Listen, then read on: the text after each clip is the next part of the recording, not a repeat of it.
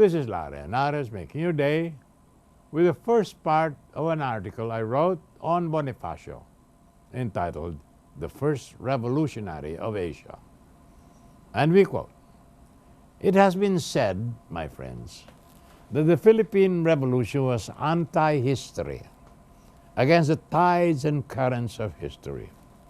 It broke out when Western imperialism was at its high tide, when Queen Victoria was proclaimed Empress of India, when European powers were apportioning Africa and Asia into colonies and spheres of influence, when Hawaii, Egypt, Borneo, and the Sudan were practically begging for colonial masters.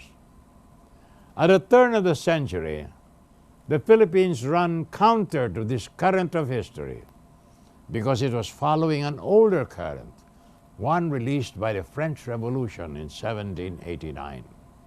Like a pebble thrown into a pond, creating ever-widening circles, the French Revolution had made a militant greed of democracy and nationalism, first spread all over Europe, then all over Spanish America, and finally reached the Philippines. The Philippine Revolution was the last of the Hispanic-American Wars of Independence, deriving its inspiration from Voltaire, Rousseau, Juarez, and Simón Bolívar. We belonged to that world then and were shaken by its tides. More about this after these messages.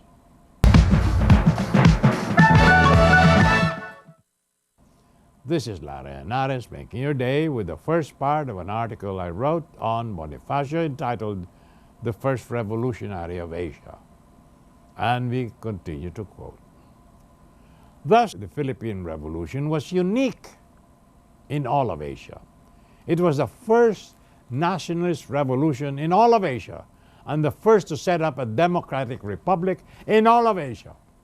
We were the first people conscious of its common heritage, fighting for ourselves and not for some personal leader, to break the shackles of Western imperialism in this part of the world.